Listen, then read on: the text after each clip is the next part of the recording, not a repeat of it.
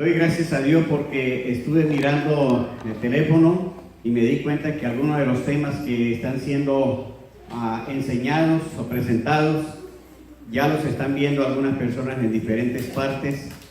Entonces yo les pido a ustedes que les anuncien a otros hermanos, a otras personas que pueden ver estos mensajes que están siendo grabados. Hoy estaremos hablando sobre el tema la gran confrontación al apóstol Pedro. En el Evangelio de Juan, capítulo 21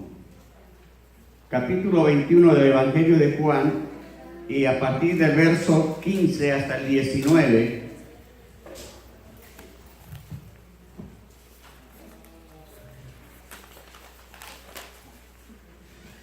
verso 15 hasta el 19, leemos: Cuando hubieron comido, Jesús dijo a Simón Pedro: Simón, hijo de Jonás, ¿me amas más que a estos?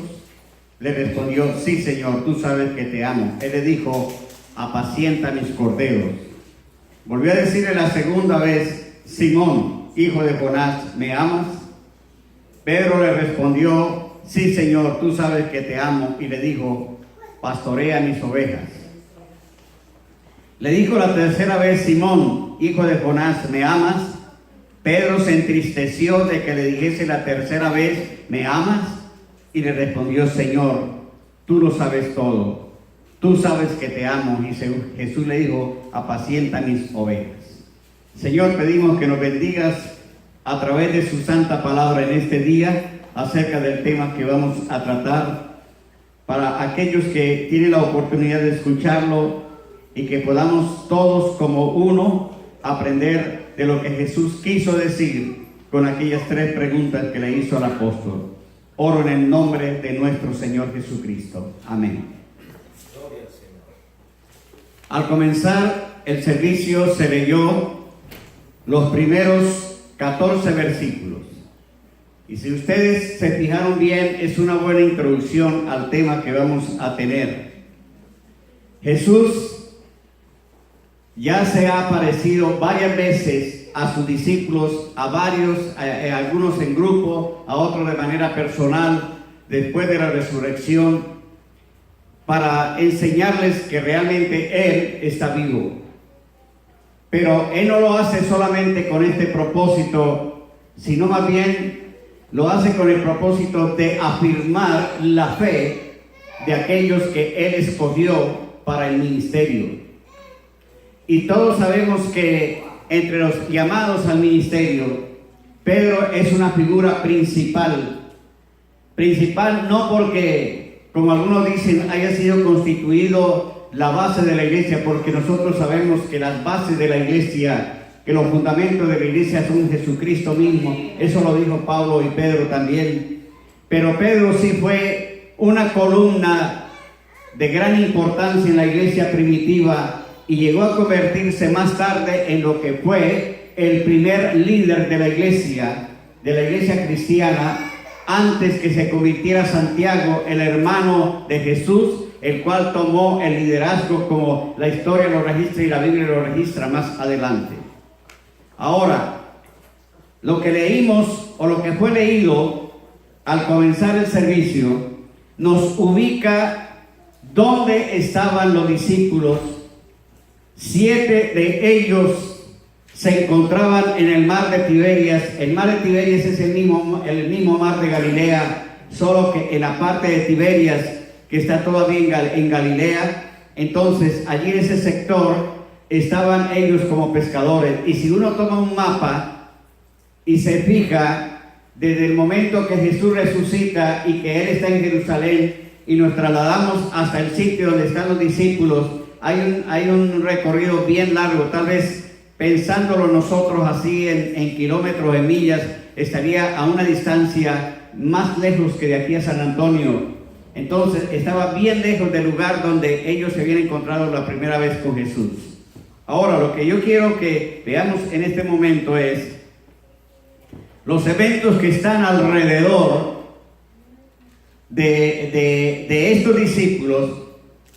Y dice que cuando Jesús los reúne, y les hizo la pregunta, ¿tienen algo de comer? Ellos dijeron, Señor, no hemos sacado nada. Algunos me han entendido, interpretado mal cuando yo he dicho que aquellos que Dios llamó a su ministerio no sirven para otra cosa, sino para el ministerio. Si Dios te llamó al ministerio, el problema es que a veces pensamos que solamente estamos hablando del pastor. No. El viernes nos hablaron de que el ministerio tiene que ver con aquellas tareas, porque el ministerio es servicio, es servir. Entonces, Dios ha llamado al ministerio a muchas personas, y esas muchas personas que ha llamado, los ha escogido porque Él sabe la razón y los está preparando y formando para que sean lo que Dios quiere que sean, ministros del Señor.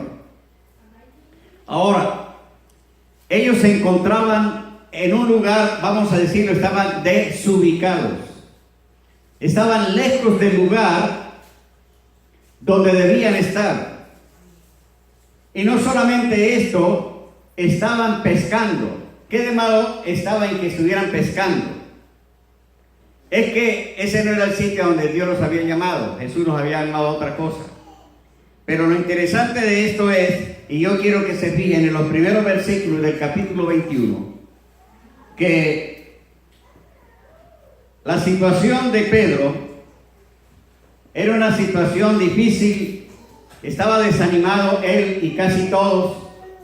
Entonces, por ahí se dice que la mejor forma de desanimar a otro es que lo haga otro desanimado. Pedro le dice, a pescar me voy, y ellos dicen, nosotros también vamos contigo. Muy bien. Jesús les confortó trayéndoles comida, los alimentó. Jesús no vino a recriminarles, no vino a decirles por qué están aquí, no los reprendió, más bien les hizo un milagro. Pero ahora, después de esto, de esa introducción que ya vimos, viene la confrontación de Pedro y le hace 3 preguntas. En esa confrontación me pregunto, ¿cuál era el propósito del Señor al hacerle estas 3 preguntas? ¿Por qué le preguntó 3 veces? ¿Qué esperaba el Señor? ¿Era que no lo sabía? ¿O qué esperaba que Él le respondiera? Sin duda que las 3 preguntas condujeron o llevaron a Pedro a 3 áreas de su vida y lo confrontaron, y quiero que se fijen bien con estas 3 cosas. Lo confrontaron, número 1, con su llamado. Número 2, lo confrontaron con su firmeza en su fe en Jesucristo.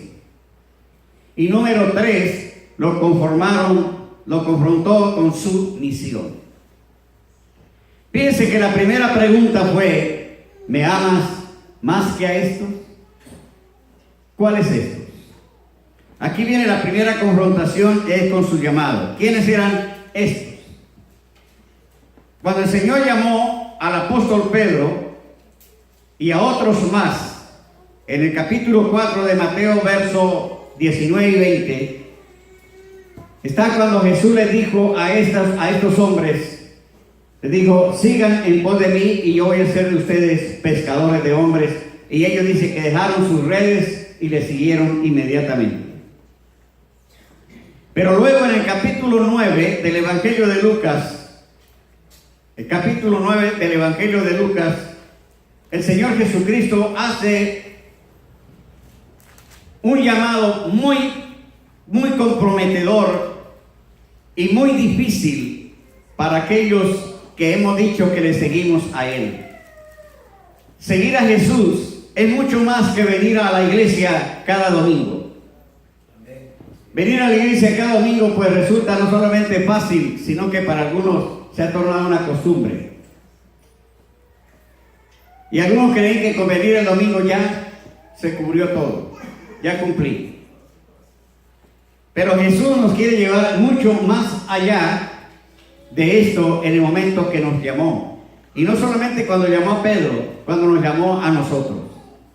Algunos recuerdan las cosas a las que tuvo que renunciar renunciar, por ejemplo, cuando Jesús le llamó? ¿No se acuerda? Posiblemente algunos no recuerdan de aquellas cosas que comenzó a dejar en el camino porque sabían que eso iba a ser un impedimento. Cuando Jesús enseñó, por ejemplo, acerca de la puerta estrecha y dijo, porque angosta y estrecha es la puerta y muy pocos la encuentran, porque para entrar a caminar con Jesús, la puerta es tan estrecha que no se puede entrar con toda esa maleta de pecado y de cargas y de cosas que se traen del pasado. Hay que dejarlas afuera para poder pasar. Entonces, aquí en el Evangelio de Lucas, por ejemplo, miren de la manera como el Señor Jesucristo lo dijo en el capítulo 9 y el versículo 23 y 24. Porque todo aquel que quiera salvar su vida, la perderá. Y todo el que pierda su vida por causa de mí, la salvará. Y en el verso 23 dice, y decía a todos, si alguno quiere venir en pos de mí, niéguese a sí mismo y tome su cruz cada día y sígame. A Jesús le preguntaron sus discípulos en un momento cuando Él les puso el camino así difícil y llegó una persona, un joven, y le dice, Señor, ¿qué tengo que hacer para heredar el reino? Y Jesús le dijo, vende lo que tienes y dalo a los pobres y sígueme. Y dice que aquel muchacho se fue muy triste porque tenía muchas posesiones. Entonces los discípulos se quedaron pensando y dijeron, Señor, ¿y nosotros qué? Nosotros lo hemos dejado todo. ¿Se acuerdan? Lo hemos dejado todo. Hemos dejado casa, porque usted nos dijo que el que ama al papá, a la mamá, a la esposa, a los hijos. ¿Qué está diciendo? ¿Qué es lo que le estaba diciendo Jesús a Pedro cuando le dijo, si me amas más que a esto? Está hablando, ¿me amas más que a tu esposa? Bueno, eso no lo digo yo. Jesús lo preguntó. ¿Me amas más que a tus hijos? ¿Sabía usted que hay mucha gente que no sigue el Evangelio porque sus hijos se lo impiden? Porque su esposa o esposo se lo impiden, porque alguien se lo impide, porque primero, ¿se acuerdan de aquel que llegó y dijo, Señor, te voy a seguir cuando entierre a mi papá? En otras palabras, mientras mi papá esté vivo, yo no puedo ser cristiano. Entonces, seguir a Jesús es mucho más que sencillamente profesar, como profesa aquí, los miles o millones de personas que viven en este país, que según el registro dice que son un pueblo cristiano y que Estados Unidos es un pueblo cristiano, de lo cual los más de 300 millones creo que hay aquí, no se llega ni a un 25 o 30% de que realmente sean cristianos. De que nuestros países que se dicen ser cristianos, ¿por qué? Porque cuando Jesús le pregunta a Pedro, lo confronta con una realidad. La realidad que lo lleva a él a pensar y a ubicarse en el momento que él fue llamado, y le dice, me amas más que a estos. En otras palabras, me amas tanto que estás dispuesto a renunciar a lo que sea por causa de mí, porque el que dejare padre y madre. Ahora, no es que Jesús está diciendo abandona tu hogar, abandona tu familia. No está diciendo eso. Jesús está diciendo que a Él hay que amarlo primero. Amarás al Señor tu Dios con todo tu corazón y con toda la fuerza de tu alma. Ahora, si Jesús se aparece aquí y le dice, Juan, Marcos, Gonzalo, el que sea, ¿me amas? Posiblemente le responderíamos igual que le respondió Pedro a la cabeza, sí, Señor, tú sabes que te amo. O sea, de una manera así como muy, sí, está bien, Señor, tú sabes que te amo. Tú amas la obra del Señor, sí, yo sé que yo amo la iglesia del Señor. Tú amas al Señor, sí, yo amo al Señor. ¿De veras? Y yo pregunto, ¿de veras le amas?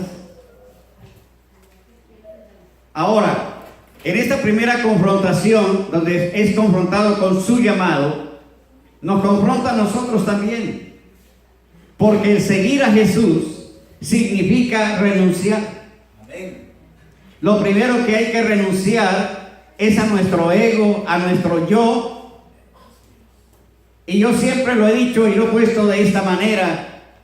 Y a algunos no les gusta mucho la idea, pero así es. Cuando usted o yo nos convertimos al Señor, perdimos nuestros derechos. Amén. Bueno, el hermano Obdulio me está de acuerdo conmigo. Yo creo que más nadie, pero se lo voy a volver a decir. Cuando usted o yo nos entregamos al Señor, perdimos nuestros derechos. Amén. Ya como la mitad. Ahora, ¿por qué? ¿Por qué perdimos nuestros derechos? Porque nuestros derechos se los entregamos a Jesús. Amén. Ahora eres el dueño. Eres el dueño absoluto. Me acuerdo en una ocasión que me invitaron allá en Venezuela. Un hermano estaba muy feliz porque había comprado una casa nueva y estaba tan feliz. Y entonces me dijo: pastor, yo quiero que venga porque quiero dedicarle al Señor esta casa y entregársela al Señor. Yo fui, pero hay algunos que creen que dedicarle al Señor algo es como aquella cosa mágica de llegar con un frasquito y rociarle agua bendita y hacerle así. Yo le dije: no. ¿Sabe usted lo que significa entregarle algo al Señor? Así como entregarle la vida. Y me senté con el dueño de la casa y yo le dije: te voy a explicar lo que significa entregarle algo a Dios. Si después de que yo le diga a usted lo que significa entregarle esto a Dios, está dispuesto a entregárselo, vamos a orar. Cuando le expliqué todo lo que significaba, me dijo: no, hermano, mejor no se la voy a entregar. No voy a pedirle que usted ore y que me bendiga aquí en esta nueva casa, pero no se la... ¿Por qué? Porque entregarle al Señor significa entregarle los derechos, decirle: Señor, esta casa es tuya. ¿Sabe lo que quiere decirle al Señor: esta casa es tuya? Le damos los derechos a Él. Y si te dice: mira, me tienen que recibir ahí a mi hijo que se quedó sin casa porque vino una inundación y él está con toda su familia en la calle, lo tienen que recibir porque es mi casa, así que tráigalo. Recibir, darle al Señor tu casa significa que si el Señor te dice: voy a escoger tu casa para que se convierta en una célula familiar, eso significa que va a entrar mucha gente y se van a sentar en tu silla y de repente alguien se la va a manchar y le va a suceder algo, y comienza a explicar lo que significa ese, y él está haciendo la cara así, medio, y todo eso es entregarle al Señor. Sí, entregarle al Señor es darle los derechos a Él. De la misma manera, cuando nosotros le entregamos nuestra vida a Jesucristo, le damos nuestros derechos a Él. Amén. Eso significa que Él es el que va a tomar las decisiones. Eso significa que Él es el dueño. Amén. No hay más dueños sino solamente Él. Gloria al Señor. Así es. Más que a estos, le estaba diciendo: ¿me amas a mí de veras, Obdulio, más que tu esposa y a tus hijos, a que tu trabajo, que tu troca, que tu carro, que tu familia? Es muy fácil decir sí. Es fácil decir sí. Pero una cosa es confrontarse uno con la pregunta directa, mirando, como diciéndole a Jesús: mírame a la cara, Pedro. Pedro, mírame a la cara. Obdulio, Gonzalo, Milton, mírame a la cara y dígame: Jesús, tú sabes que te amo. Es más, te voy a hacer una pregunta. ¿Cuándo fue la última vez que usted tuvo un encuentro así, bien bonito con el Señor y se puso solamente, no pedirle que le diera trabajo, que le diera una troca nueva y los papeles, sino solamente decirle: Jesús, te amo, te amo, te amo? ¿Qué pasó? ¿Verdad qué bonito? La segunda confrontación que Pedro tiene, porque le hace la segunda pregunta. Pedro ya estaba satisfecho, le preguntó una vez y dijo: sí, Señor, tú sabes que te amo. Pero dice Pedro: Simón, hijo de Jonás, como que queriendo decir: ¿de veras me amas? Él vuelve y le responde: ¿cómo? Así, de una manera: sí, Señor, tú sabes que te amo. Pedro ahora es confrontado en lo que yo he encontrado con su firmeza espiritual. ¿Se acuerdan que cuando él estaba en la última cena, o en la Pascua más bien, y que Jesús le dijo: uno de ustedes me va a entregar, y que todos se miraron la cara y dijeron: no, Señor? Y Pedro se levantó sacando pecho y mostró una espada, porque después le encontramos que tenía su espadita, y le dijo: Señor, si otros te abandonan, yo no. Si otros vuelven atrás, yo no. Es más, Señor, si tengo que ocupar el lugar en la cruz por ti, lo voy a hacer. Eso le dijo. Pero a la hora de la chiquita, decimos nosotros en mi país, a la hora de la verdad, Pedro hizo tres cosas, o dijo tres cosas, que ponen de manifiesto lo fácil que es decir: Jesús, te amo, y lo difícil que es ser fiel frente a una prueba. Se lo voy a decir de otra manera. Es fácil decirle a Jesús: te amo, pero es muy difícil mantenerse firme cuando viene una crisis. Yo he escuchado a más de uno frente a una crisis que dice: ¿dónde estaba Dios? ¿Ha escuchado esa expresión? Hay mucha gente que dice, y hasta de esa manera como que culpan a Dios de algo que Él hizo. Va con su carro o le prestó el carro a su hijo y este salió corriendo a toda, pasó de la velocidad que permite la ley y de paso se echó por ahí algunas cosas extrañas y se estrelló, se mató, un poco de herido y lo que sea, y la gente como si: ¿dónde estaba Dios? ¿Cómo que dónde estaba Dios? Dios siempre está en su trono. Dios siempre está en su lugar celestial, sentado, y a la diestra de Él está su Hijo Jesucristo. Y hermano, nos dio a nosotros la oportunidad de escoger, de seleccionar, de tomar decisiones, y nunca podemos culpar a Dios de lo que suceda, porque lo que sucede es nuestra culpa. Si tu hija resulta embarazada por lo que puede suceder, no digas: ¿dónde estaba Dios? ¿Dónde estaba la muchacha? ¿Qué tan lejos estaba de Dios? ¿Dónde estaba el muchacho que hizo eso? No diga dónde estaba Dios. Pregunte cuál era la situación. ¿Estaba amando a Jesús de veras? Hay gente que hace reclamos hacia Dios. ¿Dónde estaba Dios? Cuando Pedro se enfrentó con la prueba, Jesús le hace la pregunta: ¿de veras me amas y estarías dispuesto a dar tu vida por mí? Como lo dijiste allá hace unas horas atrás. Pero ahora viene una muchacha y le dice: tú también eres de los mismos. Amén. Él hizo tres cosas, o dijo tres cosas. Primero dice, le negó y dice: yo no sé lo que dices. Amén. Yo no me atrevería a preguntarle que levante la mano, pero sí me atrevería a decirle: ¿alguna vez usted se ha avergonzado de Jesús? ¿Qué significa eso? Que un compañero de trabajo, que fuiste a pedir un trabajo, digo que o estabas en algún lugar y le hicieron la pregunta: pero ¿tú eres qué?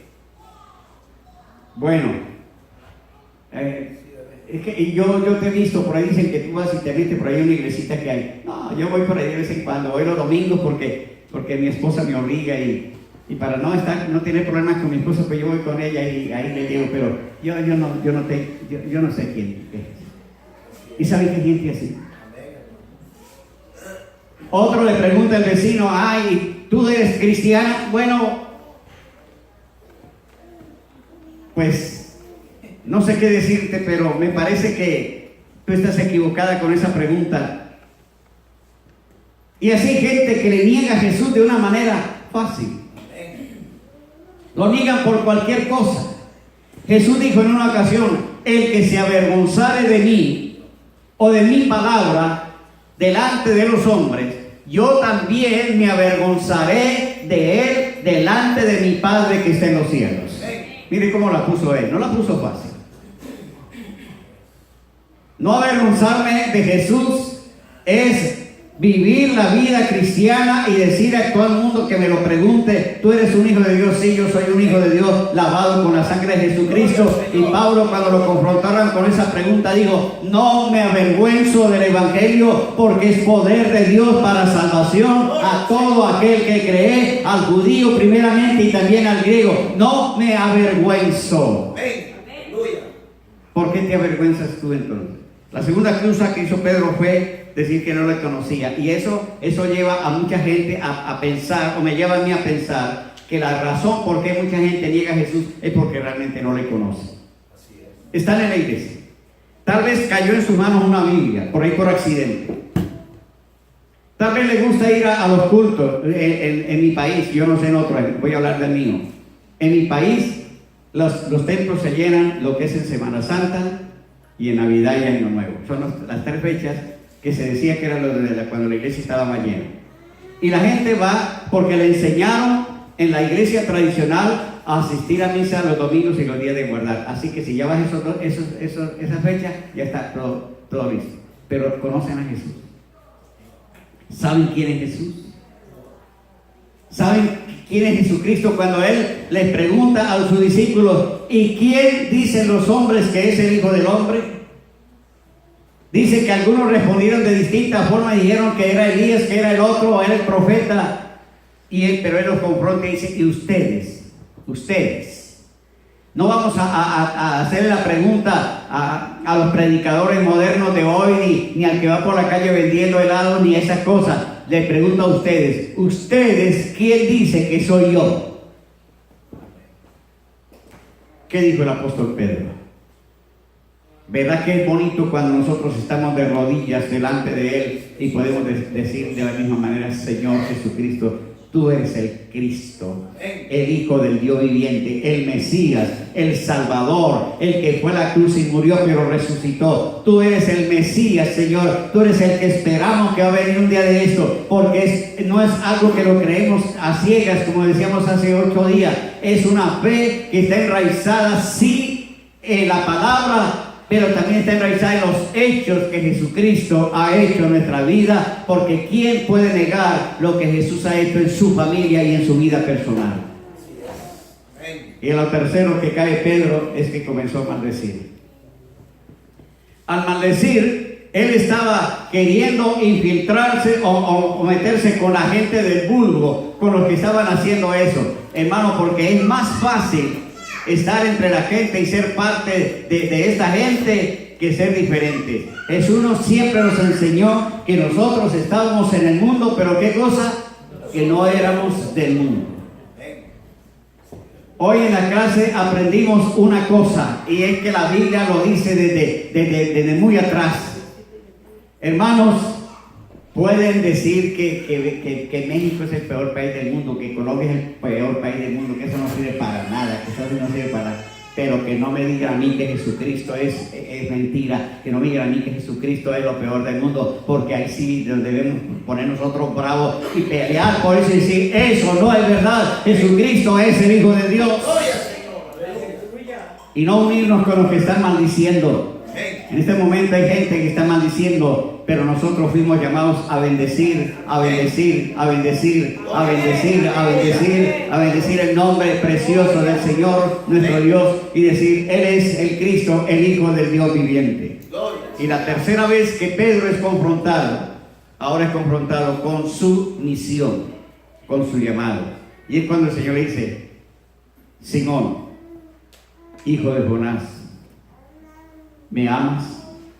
Y dice la Biblia que cuando el Señor hizo la pregunta por tercera vez, Pedro se entristeció. Ojalá que nos podamos confrontar nosotros con la verdad de nuestro llamado y nuestra misión y nos sintamos tristes por no estar haciendo lo que tenemos que hacer para agradar a Dios. Yo no sé quién está contento con lo que está haciendo para Dios. Dios te llamó a algo especial y ahí estás tratando de hacerlo, procurando hacerlo, pero Dios no quiere que procures, Dios quiere que lo hagas. Miren, cuando Dios va a hacer algo, si Dios te llamó a hacer algo, lo va a hacer por encima de cualquier cosa, porque volvemos al principio. Recuerda, Will, que ya tú no eres dueño de tu vida. Recuerda, Marco, que ya tú no eres dueño de tu vida. Entonces podemos decir, ¿le vamos a servir a Dios o le vamos a servir a Dios? Amén. Cuando Pedro dijo, a pescarme hoy, ¿qué era lo que estaba haciendo? Entró en un estado de desánimo.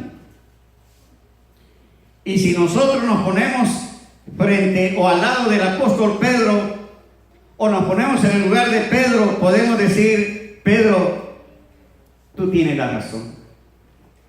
¿Verdad que cuando uno habla con un desanimado y dice: es que la iglesia, es que las clases, es que el grupo de alabanza, es que tal? Y entonces el otro le dice: sí, de veras, hermano, usted tiene razón.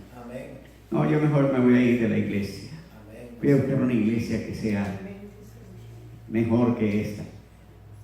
Si yo, pues hermano, tal vez usted está aquí, o creo que usted está aquí, porque Dios lo llamó a estar aquí, para hacer una columna aquí. Gloria al Señor, así es. Yo siempre digo, esta no es la mejor iglesia de Houston. Hay iglesias muy hermosas y muy bonitas, muy cómodas, pero Dios nos llamó aquí. Amén, hermano. Dios nos puso aquí. Ahora el asunto es qué estamos haciendo. Ahora cuando Pedro es confrontado con eso, Pedro tenía desánimo. ¿Por qué estaba Pedro desanimado? Vamos a pensar en algunas cosas que posiblemente ¿por qué Pedro está desanimado? Y darle la razón a Pedro. Recordemos que Pedro era un judío de judíos. Él era un hombre que había sido criado según la ley. Le habían enseñado por medio de las escrituras que el Mesías iba a venir. Eso lo sabían ellos.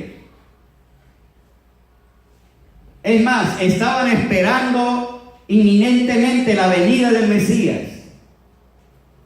Y ellos, cuando conocieron a Jesús, primero conocieron a Juan el Bautista. Y el Señor, mire cómo es Dios.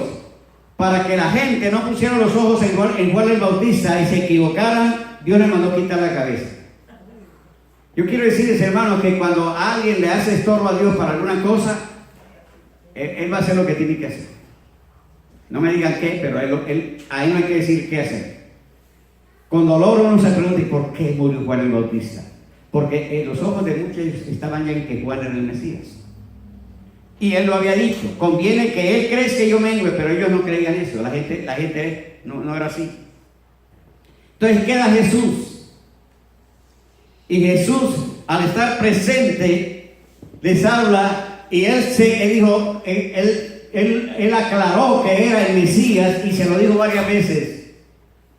Pero cuando él le dijo: yo voy a ir a Jerusalén y el Hijo del Hombre va a ser entregado en manos de pecadores y le van a quitar la vida, lo van a crucificar, todos se quedaron así. ¿Cómo? ¿Qué está diciendo? La Biblia no dice eso. Yo no he encontrado un pasaje así, bien claro, en el Antiguo Testamento, como buen judío, de que el Mesías se haga matar. Es más, lo que nos han enseñado nosotros los maestros es que el Mesías va a venir y va a tomar las armas, va a levantar el pueblo y van a